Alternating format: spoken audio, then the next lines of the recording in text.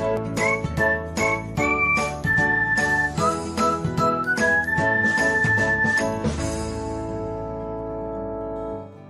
everyone, welcome back to another episode of Technologyglance. Today, in this video, I am going to guide you through how you can turn on sync across clients on Discord. So, let's get started. Firstly, open Discord app in your device. Then tap on settings icon. Next, scroll until you find chat. Next, tap on it.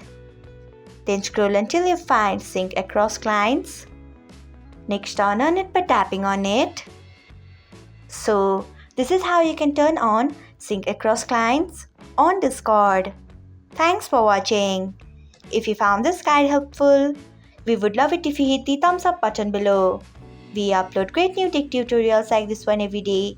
So, do not forget to subscribe to our channel and hit the bell icon so that you'll never miss another update.